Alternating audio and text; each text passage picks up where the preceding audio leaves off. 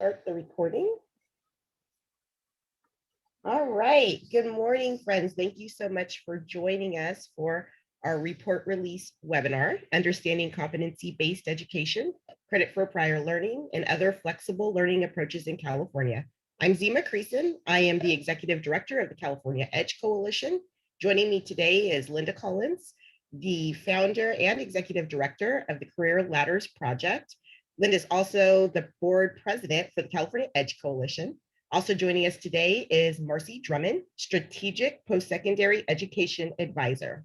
Alicia Lewis, also on the EDGE team, is with us to help us with tech support. And so if you have any trouble, just type it in the chat and Alicia will help us out. Next slide, please.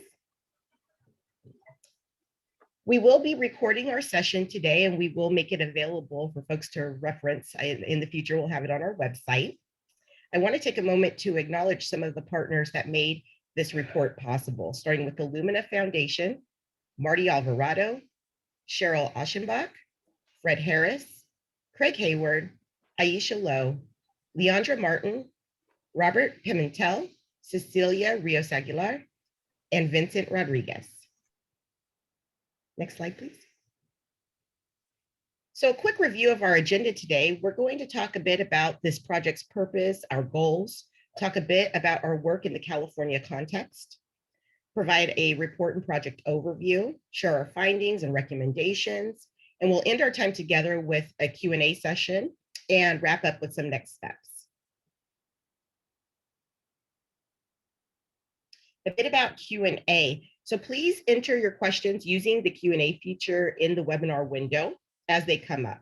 Questions posed through the Q&A feature will be read out loud to our panelists at the end of the presentation, and we'll cover as many questions as we can while we're together. But if your question is not answered, please feel free to reach out to me directly. My email address is listed on the slide, and I'll also enter it into the chat in a moment, and we'll be happy to follow up with you after our event today. And with that, I'd like to pass it to my colleague, Linda Collins.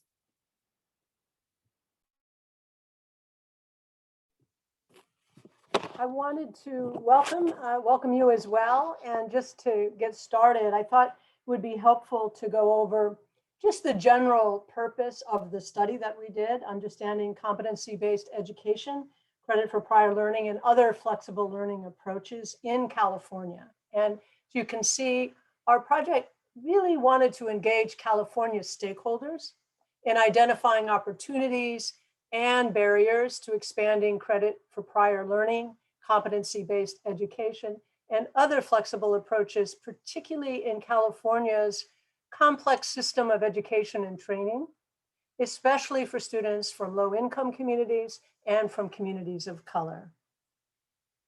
Next slide.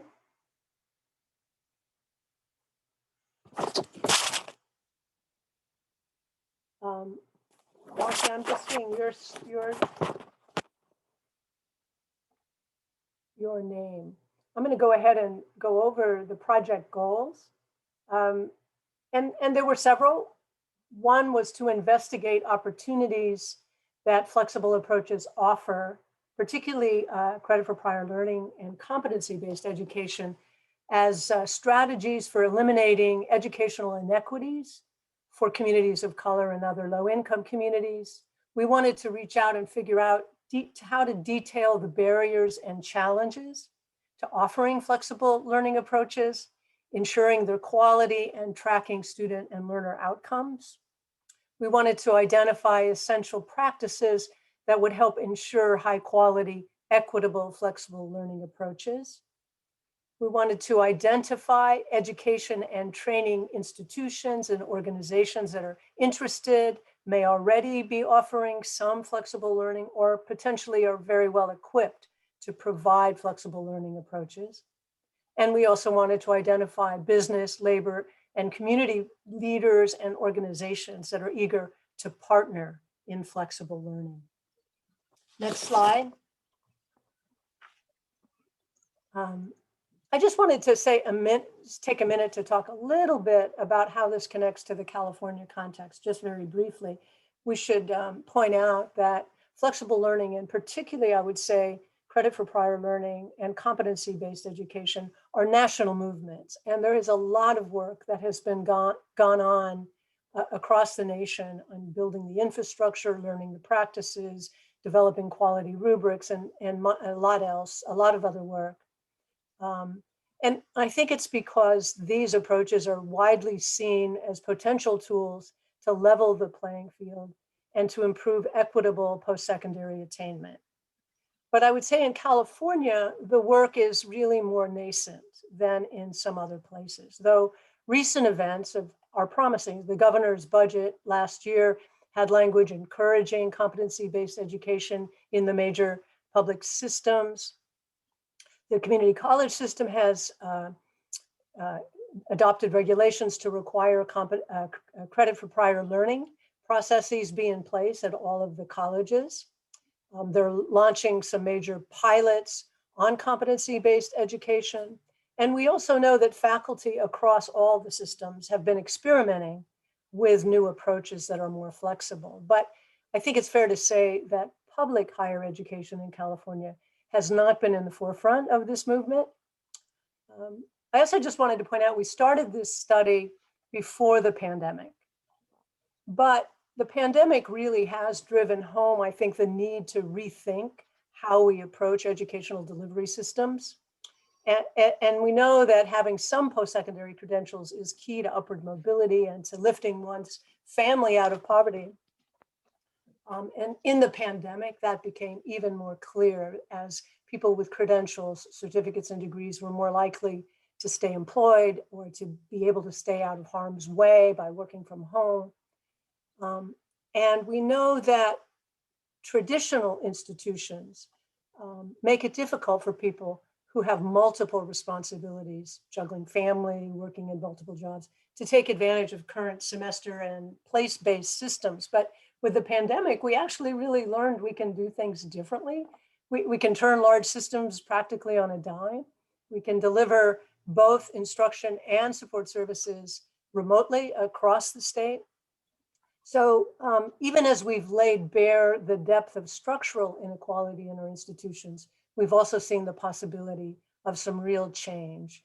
And in light of the racial reckoning in the country, a growing understanding, sense of urgency about the need to examine all of our policies, practices, processes, and dismantle systems that are reproducing inequality, particularly by race, but gender and class as well. So we know there's growing evidence that flexible learning can help in that project and that urgent need, and that time is really right now for California to step up and realize more of this potential.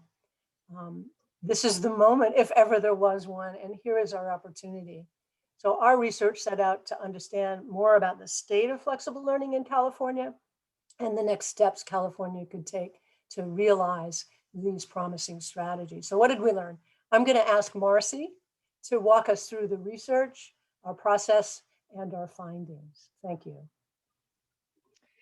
Before I begin, I just want to make sure that everybody, can you guys all see the slide deck? Yes. Okay, good. I lost control there for a moment, and so I'm glad I have it back.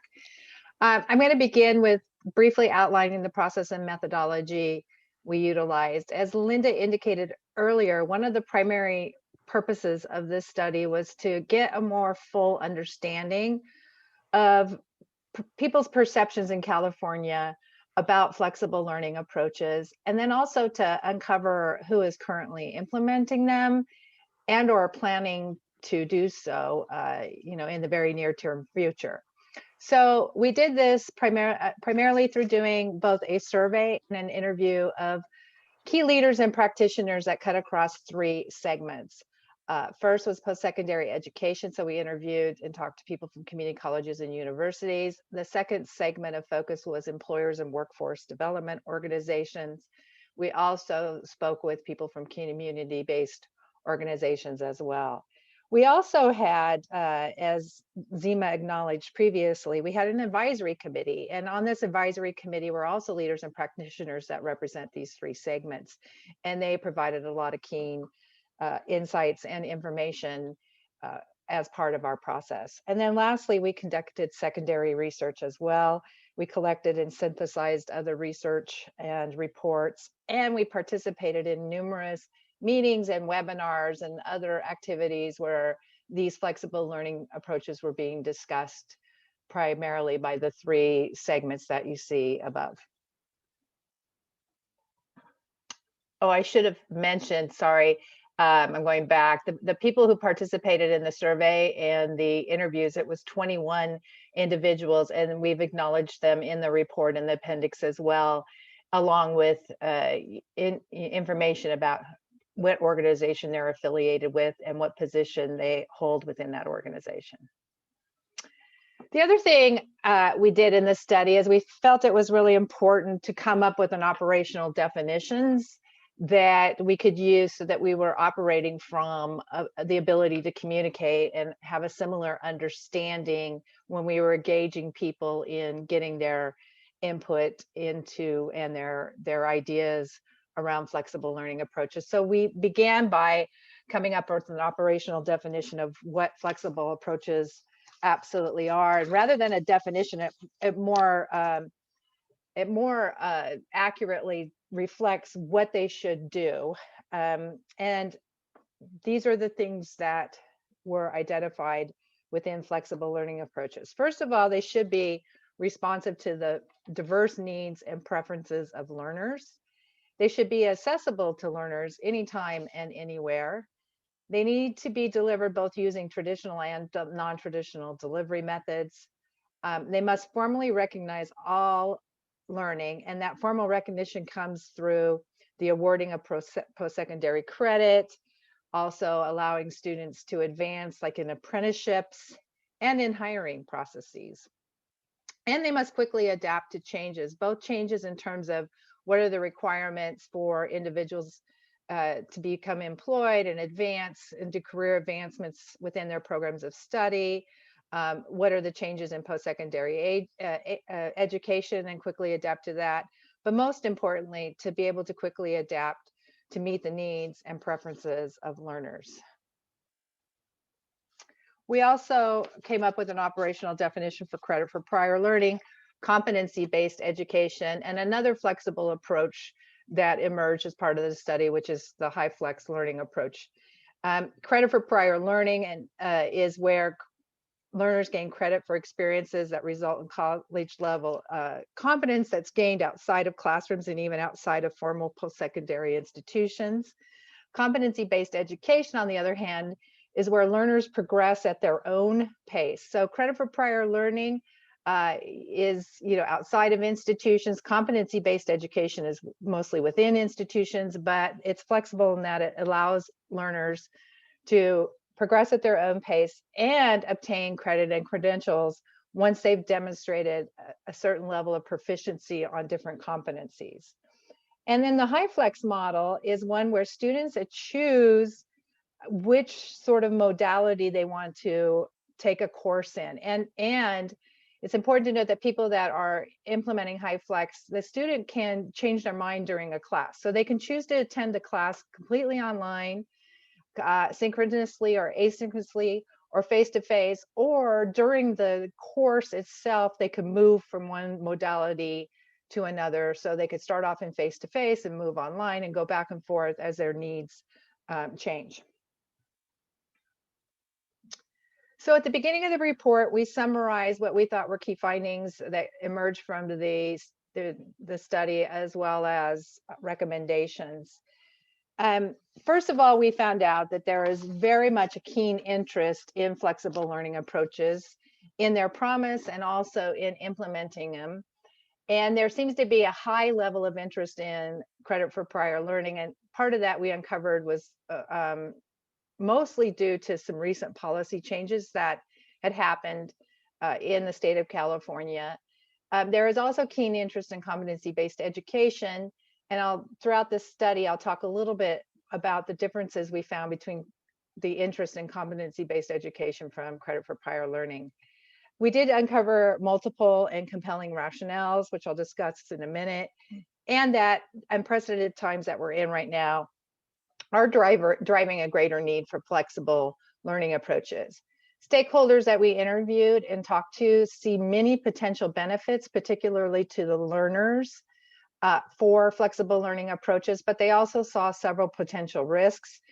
These benefits we think can definitely be achieved through flexible learning approaches, and we also think the risks can be mitigated by ensuring that practices are taken to ensure that these flexible learning approaches are both high quality and equitable, and we'll discuss that in a minute.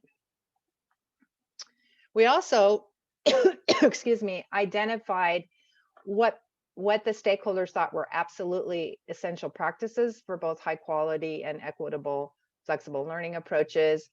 We also uncovered what were considered significant obstacles and barriers. We did find out, however, that there are limited examples of implementation of these approaches, and those that are implementing them are in the very nascent stages of doing so. So there isn't a lot of evidence and data yet that are coming out from institutions that are implementing them. And they are identifying some initial lessons that can be learned through implementation, but it's more around what you should do in the planning and the setting them up, and a little less so around their operation once they have been developed and launched. Then we covered, which we'll talk about later, from themes that emerged, we identified 10 enabling building blocks for seeding the development and growth of flexible learning approaches, and then we end with 23 policy recommendations. So let's first talk about some of the key findings. We asked the different stakeholders what they saw were compelling rationales for expanding flexible learning approaches. And you could see that those rationales differed by segment. There is some similarities. For example, both community colleges and universities see increasing equity as a very compelling rationale, as well as employers and workforce development agencies. We also see that expanding and improving the ability for them to improve post-secondary completion was also seen as a compelling rationale between community-based organizations and community colleges and universities. But they all saw some differences as to what would be the top 3 compelling rationales. I want to point out for community-based organizations, you see both expand choice and improve post-secondary completion listed there for number 3, and that's because those 2 rationales tied in the number of people who thought they were compelling. One of the things I also would like to point out here is oftentimes when we see things written about the need for more flexible learning approaches, usually one of the compelling rationales is that we need to expand the workforce for a stronger economy. That was one of the rationales that was posed to these 3 stakeholder groups. However, it was the least compelling rationale that they identified for expanding flexible learning approaches. We also learned that these unprecedented times that we're in are driving a much greater need for flexible learning approaches. And this was reflected in 3 ways. First, obviously, we're in the middle of the huge transition in post-secondary education to remote learning because of the pandemic. But greater than that was people's thinking that there's a much greater need for flexible learning approaches because of the heightened awareness and dedication to addressing inequities we've seen in our post-secondary education system.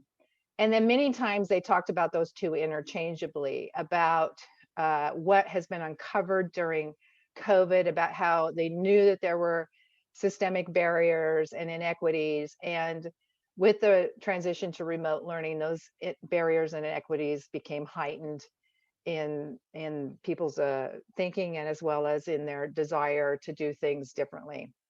The other thing that came up around the unprecedented times and a greater need was that there's much more experimentation going on in post-secondary education. This is the time to really think about doing things differently. And also the desire to break away from being limited in implementation by the Carnegie unit that's tied to so much of the structures and systems and processes that are in place at colleges and universities. We also asked what were essential practices for ensuring flexible approaches are delivered in both high quality and that achieve equitable outcomes. One of the things here is that we've listed the top 10 and then on this slide around what were the top 10 high quality practices. And on the next slide, we'll talk about equity practices. These practices are interchangeable between the two. So even though we've listed them in these two categories, you know, those that are you'll see in equity apply for high quality and vice versa. In the appendix to the report, there were a total of 26 practices, high quality and equitable practices that the participants in this study thought were absolutely essential, and all 26 of them are listed in the appendix, and you can see some of the crossover between the two as well as in the appendix. For purposes of today, we wanted to highlight what were the top 10 in each category. So for high quality practices, ensuring that there's widespread portability, that means that credit transfers from one organization to another. It is absolutely essential that there is program transparency about, you know, how competencies are identified, how credit for prior learning and competency-based education is implemented, and particularly transparency for the learner on so that they can make appropriate choices about which modality would work best for them.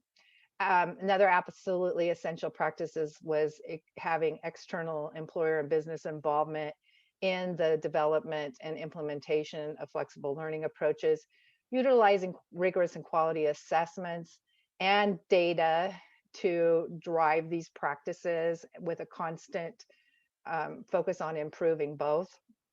And then you'll see there was ties among learner transparency, making sure that these approaches are responsive to student needs, and utilizing applied projects and assessments that are tied to real world and real work applications are also essential for high quality practices. Providing ample professional development and technical assistance to institutions that are implementing them. And then last but not least, the high quality practice is ensuring that all stakeholders that are involved in the development and implementation of flexible learning approaches have a clear understanding of their purpose and what it takes to implement them in a high quality and equitable way. Now we're moving to the top 10 absolutely essential equitable practices. You could see there's a theme here about transparency and clear information. In this case, for equity, it was really making that available to the learner, both so they could, again, choose an approach that would work best for them, but also to be clear about their progression through their programs of study as they're moving, especially with competency-based education, that they know where they stand at every moment in time and how well they're progressing. Also, to eliminate systemic and biases, instructional inequities is absolutely essential for equity. Ample learner supports. A lot was learned in the transition to remote learning about gaps in providing the necessary supports for learners and translating those lessons learned into the development of flexible learning approaches. Again, we have a tie between ensuring that practices are culturally responsive and inclusive, that learners are equipped with everything they need to be able to participate fully and succeed, that they have all the things that we learn that learners don't have during COVID, that there are consistent expectations. Again, widespread portability of credit showed up in quality practices. It's again here in equity practices as well. Multiple assessment methods. In the quality slide, we talked about, having quality assessments. Here is the idea around having multiple ways in which students can demonstrate their competence, and then also be able to choose among those methods that they think best would reflect their work and that they could most likely succeed in reflecting that work. More around providing ample information and support for learners, And then last but not least, having a strong evidence base that these flexible learning approaches actually achieve equitable outcomes for students. Now, we did also identify some significant challenges or barriers to development and implementation. One of the things, and I should have said that too about the essential practices, is that both these challenges and barriers and essential practices, many of them already exist with all learning approaches. And so we wanted to make sure that we address them as we put a lot of effort and resources and time and energy into developing these flexible learning approaches. We wanted to bring both the barriers and challenges as well as those essential practices to the forefront, so that we can ensure when we develop new approaches that we're not rolling over many of the systemic barriers that have existed. So here are the challenges and barriers. One is around aligning programs, competencies, and curriculum, and doing so in a way that this doesn't happen to take place program by program, course by course, college by college, that there's a way that stakeholders can come together to ensure that the programs and the competencies and curriculum are aligned. There is some lack of awareness and understanding of the purpose and value of flexible approaches, which leads to many myths and misconceptions about their quality, whether or not they should be pursued. The portability and acceptance of credits, you're going to hear that that's a really common theme that came up over and over and over again, is ensuring that learning that takes place in one organization is easily transferable to another. There's many bureaucratic rigid systems and processes in place that aren't flexible, so it's hard to implement flexible approaches in an inflexible system. And many of those rigid systems are tied to the Carnegie unit, which is also creating some challenges and barriers. There's a lot of concern around equity and whether or not these approaches would ultimately enable more equitable outcomes, or less so, that they would just exacerbate more inequities among students. The other challenges are around just technical issues around, again, some of the systems and that have to be changed to support more flexible approaches. A lot of rules and standards, including accreditation standards, that are a potential barrier. There is a limited understanding and capacity to lead and implement them, as well as additional costs that institutions would have to incur to develop and implement. Another potential challenge or barrier around those applied learning projects and activities, and how they get developed, and so a need for professional development, as well as involving employers and other stakeholders in developing those projects and activities, so they're more tied to the world of work. Already institutions are having a hard time developing quality assessments also that promote equity and equitable outcomes. And so that's continuing to be a potential challenge and barrier.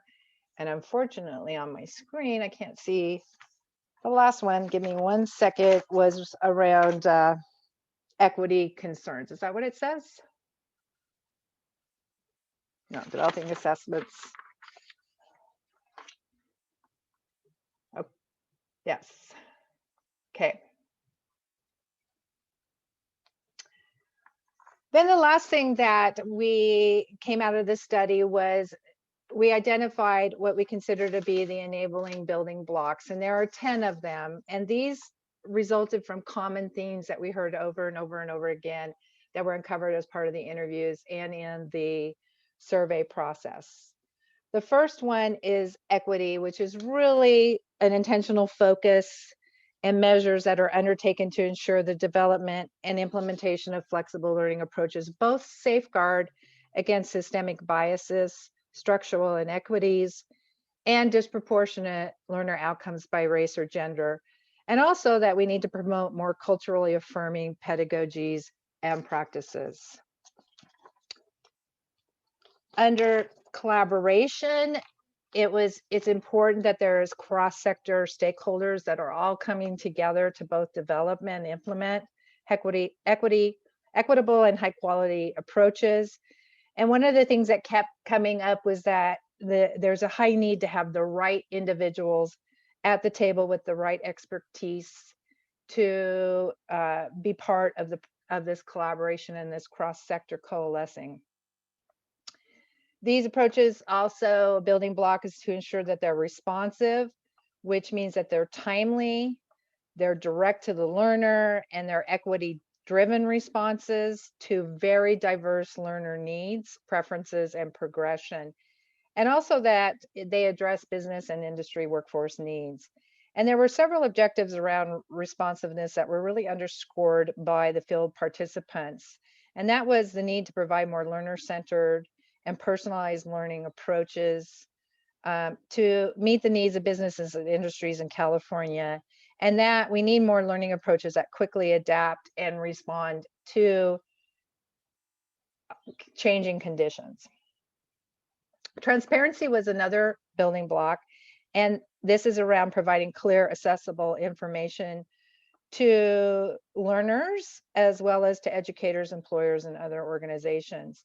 I already talked about the transparency to learners, the transparency to educators, employers, and other organizations. The more information that's provided could mitigate some of those concerns about quality, about equity, about really what is going on behind these flexible learning approaches. Portability, I've mentioned it several times, so it obviously was a common theme. And this is where there's a widespread acceptance of learning that's been authenticated, and the competencies that have been authenticated, and the credit that's awarded through prior learning, competency-based education, and other flexible approaches. That there needs to be policies, practices, and other mechanisms that are implemented to ensure that these credits that are earned are readily transferable between one institution and another.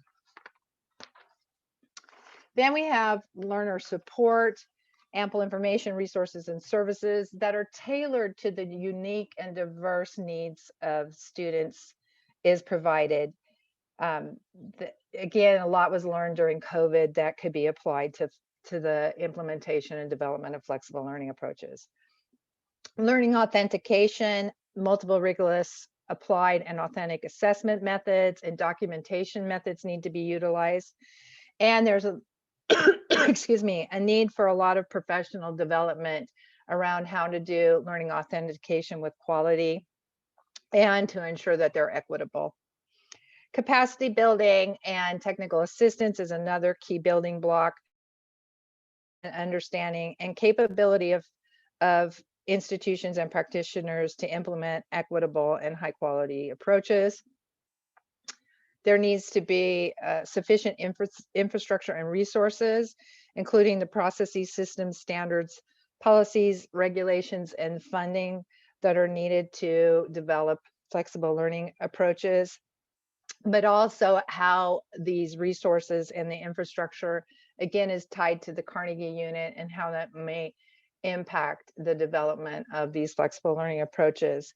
And then last but not least, the 10th building block is evidence. There needs to be a very robust evidence base that establishes the effectiveness of flexible learning approaches, and particularly what works well for which students and what doesn't work well for which students are also important to document in the evidence base.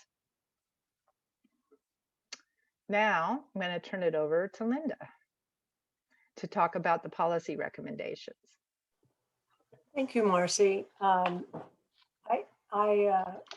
just wanted to say in the report, we divide the policy recommendations into really essentially 4 policy domains, because it's clear if you listen to what Marcy was saying is that it's really going to take an effort that is across systems and across parts of our communities and our government to really pull this off and pull this together. So first of all, we made some recommendations to the administration and to the legislature.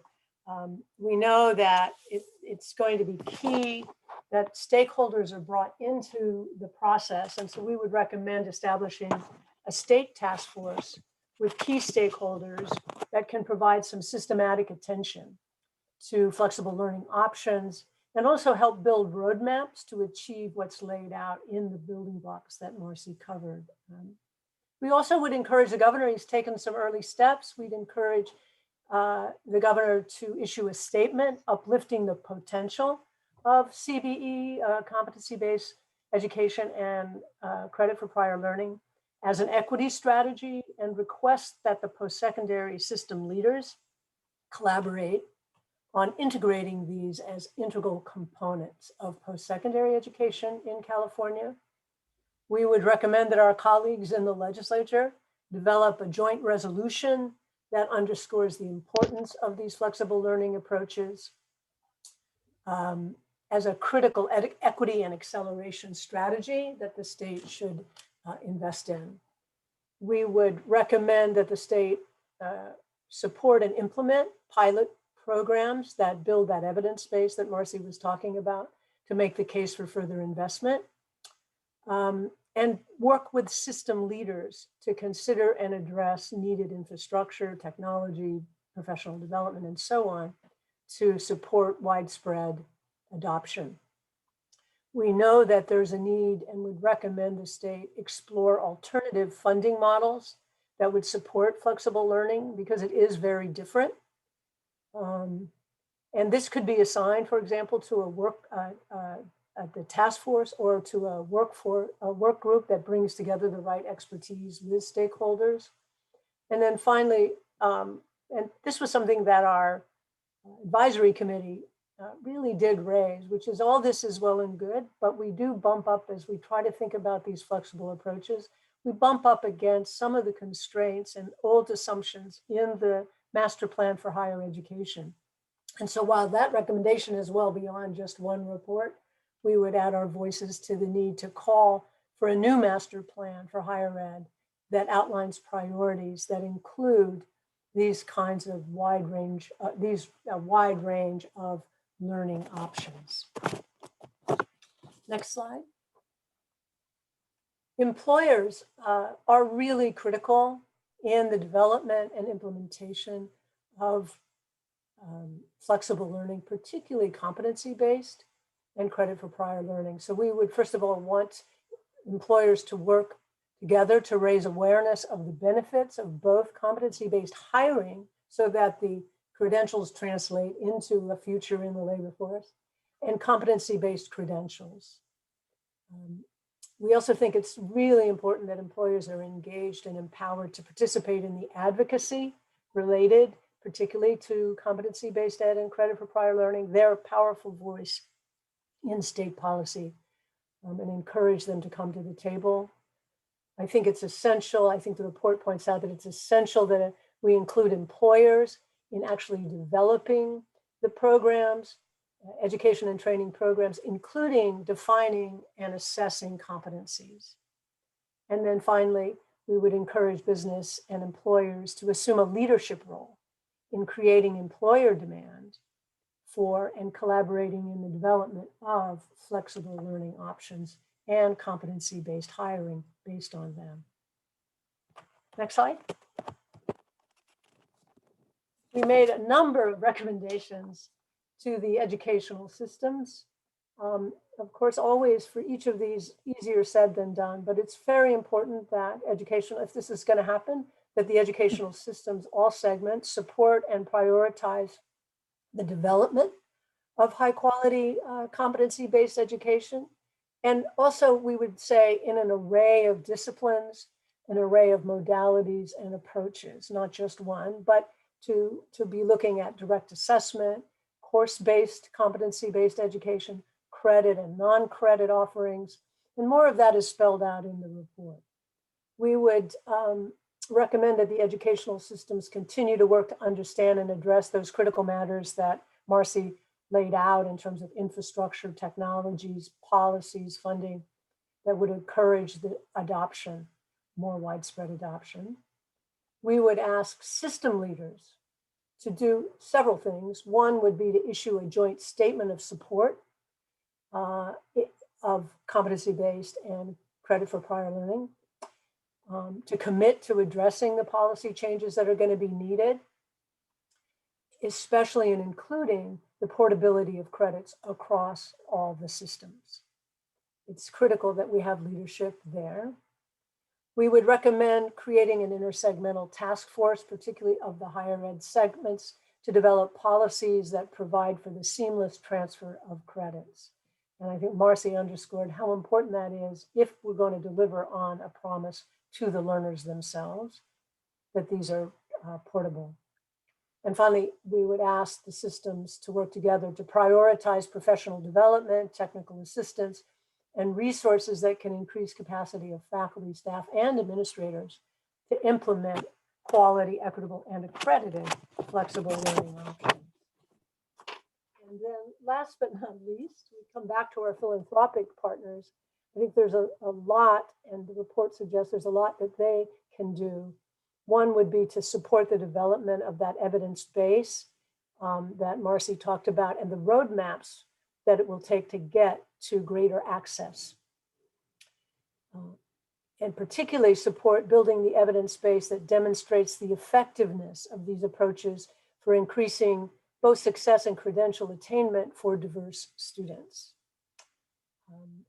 We could really use philanthropic help and support and leadership in development, validation, and dissemination of performance-based assessments that can be trusted by educational institutions, by employers, and by learners. That's a big body of work that we think needs to be undertaken. We would also recommend they support professional development efforts that we've been talking about. And I think we also wanted to focus specifically on faculty training and development of authentic assessment and other effective assessment practices that would apply to the broad scope of learning modalities and options, not just these, but certainly these. We would also encourage them to help develop the case that demonstrates the return on investment for the state in terms of investing in these approaches, for educational institutions and workforce development agencies to offer them, and for employers to hire based on them. We would urge our philanthropic partners to support efforts on the exploring the alternative funding models. There's a lot of work to be done there. And then finally, we would also urge and recommend philanthropy to support further research activities that can delve into and garner learners' perspectives. That was really beyond the scope of this particular project, but it's an essential next step if we're going to design it for the learner at the center and meeting their needs. And I think that was a strong recommendation from the advisory committee. When all is said and done, we need to return to the learner. Those are our recommendations, and I'm gonna return it to Zima so we can get some discussion and questions. Thank you. Thank you so much, Linda and Marcy. I didn't mention at the beginning of our program that Linda and Marcy really helped lead this whole entire project as guiding team members, lending their experience every step of the way. And we're really lucky to have had them and their expertise as part of this project. So let's start with some Q&A. Feel free to load your questions into the Q&A feature at the bottom of the webinar window. I do see one question has come in so far, and I do have a couple of questions that came in prior to our program today. So let's start with Scott's question. How can we get policymakers to consider competency-based policy for K through 12 schools as well? It sounds like a conversation is underway with regard to post-secondary learning, but California is way behind the rest of the nation with respect to K through 12 competency-based learning. So I'm going to take the privilege of answering that slightly. Another hat I wear, I do sit on a school board, San Juan Unified School Board. It's the 11th or 10th largest in California, and I agree. It's a conversation that K through 12 really does need to have. That was not a focus of this report. However, it should be a focus because we know that the same applies with the young folks as it does with the adults. We need to meet the young people where they're at. And I think that there's a lot of opportunity to do that, especially with new conversations happening about distance learning, what we were, the pandemic forced us into. There are conversations, at least in my district, of how can we keep that going and make it better when we come back. And would love to hear from Linda or Marcy if you have any other thoughts on that question. One of the things I wanted to point out was in the recommendations, I believe it was in the, well, in several of the recommendations, we did include, like, for around coalescing the stakeholders at K-12 be at the table, around the intersegmental work that it include, the K-12 system. So in the recommendation sections, we really recognize that this needs to be beyond just post-secondary education, that those recommendations need to also include the full gamut of the educational pipeline and workforce development pipeline and the institutions that are working within that. Yeah, I just would add too that while we didn't focus on looking at what was going on in K-12 specifically in terms of practices, I would say that there's a lot that we could learn from K-12 teachers and reforms. I'm thinking of a lot of work that's been done in K-12 around performance-based assessments and project-based learning, which are building blocks that could be tied together and supported. I think the linked learning movement has really put a focus on project-based learning and competency. So there are building blocks in K-12, and I think we need to learn from all of the systems and tie together some of the best practices that are nascent but could be built upon. Great. And a couple questions I received prior to our event today. What, if anything, in the findings surprised you in this report? Let's start with Linda. Well, first of all, I don't know if it was a surprise, but it was certainly gratifying to see that there was so much interest and a desire to come together to work on this, and that, there really is a sense of momentum in this moment. So I was hoping for that, but I was gratified to see it. And I also think that we got a deeper appreciation of the importance and the urgency of tying quality and equity together as a prime feature, and that we can't go forward unless we do that. But if we do that, there is great promise. Great. Any thoughts on that, Marcy? I would echo what Linda said, and to maybe just go a little further on one of them is that, even though we highlighted, you could see there's a lot of work to be done. I mean, implementing 26 absolutely essential practices that are high quality and equitable. We identified all the potentially significant barriers and challenges, but none of those are a deterrent. Everybody sees a solution to address all of them. And the interest is still very high, even coming out of addressing. People are weary. So much work has been done in the last year, but none of those seem to diminish, people's interest in pursuing flexible learning approaches. If anything, the pandemic and what's happened in the last year has just solidified the need to keep pushing and pushing the envelope and the needle to ultimately, because everybody believes this will improve outcomes for all students. Thanks. Another question, compared to other states, are we further along or falling behind in the implementation of flexible learning approaches? Marcy, let's start with you. Yes, in the secondary research, we did collect a lot of information on what's happening in other states. I would say neither, right? I'd say every state is very different. Just like in some states, nothing is happening. In other states, there's significant progress made. I would say one thing I have noticed in the states where there is progress is that there are some policies that are in place in those states that are enabling and even driving in some circumstances the faster sort of adoption and implementation of flexible learning approaches. Yeah, I think I started by saying I think it's nascent in California. There's a lot of things to build on, but there's not a systematic approach. And having said that, obviously California is much more complicated and larger than any other state in terms of our commitment to and diversity of and range of educational investments and institutions. So it's not surprising that we have a lot of work to do to knit across systems. There is a lot of work, I think, that's been done on the private university side, whether you're looking at Brandman University or Western Governors University or Southern New Hampshire. They've done quite a bit of pioneering work, particularly around competency-based ed. And there's also the Competency-Based Education Network that has grown up that now provides a lot of resources and networks and connections to experts that give us a little head start if we take advantage of that expertise. So California has a lot to build on internally and externally. Thank you. It looks like, so that concludes our questions. So I think we can move on to next steps.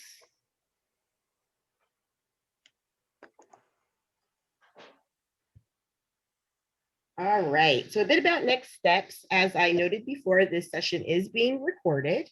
We will post the session along with slides on our website, on the EDGE website, share on social media, and also share in our upcoming newsletters. Really excited that we're going to be hosting several Twitter chats in the coming weeks, really diving into the work with the 4 buckets of recommendations that we called out earlier in the presentation. We're inviting some exciting leaders to join us, and we'd love for you to join us too. So please keep your eye out for the announcements that are going to be rolling out in the next couple of weeks. Ongoing discussions and planning. We want to move these policy recommendations forward, and we would love to partner with you to make that happen and to keep the conversation going. And we invite you to stay involved and to stay in touch. We'd love for you to sign up for EDGE's email list. That's how you're going to hear about the Twitter chats and how we're making progress moving through these policy recommendations. In a moment, I'll post a link to our website. All you have to do is scroll to the bottom of that page to sign up and stay in touch with the California EDGE Coalition. Next slide. And any closing remarks from my colleagues, Linda and Marcy, before we close? Just that this is an exciting venture. We are really energized by what we found and the potential ahead. And I want to thank everybody for coming to the webinar. We'll hope to follow up with you. I see some familiar faces and some different ones that I don't know. So I know EDGE and Zima will be very, very diligent about following up with people who attended. Thank you. Yes, I'd just like to say thank you to all the, to the advisory committee members, as well as those individuals that were very gracious to give of their time to, participate in the study, to everybody who's on this call today. And just to say, these are, higher education, I think, is at a crossroads. And I think we have the opportunity. There's a lot that's been learned, particularly most recently. And I'm really excited about how there's a huge desire to not only go through these crossroads, but to go into a new direction that ultimately leads to better outcomes and more equitable outcomes for students. Absolutely. And I echo, just so thankful for everyone that was able to join us today, our amazing advisory committee, all the wonderful participants in the study. This was a year-long project. It was a heavy lift, and I cannot thank Linda and Marcy enough for their heavy lift to make this happen. Right back at you, Zima. Oh, thank you, friend. Thank you. So you'll see on the final slide, you have all of our contact information. Again, we're going to post this information. We're available to you. We want to move forward in partnership, and we're going to give you a few extra minutes back in your Friday. So thank you so much again for joining us, and have a great rest of your day. Bye now.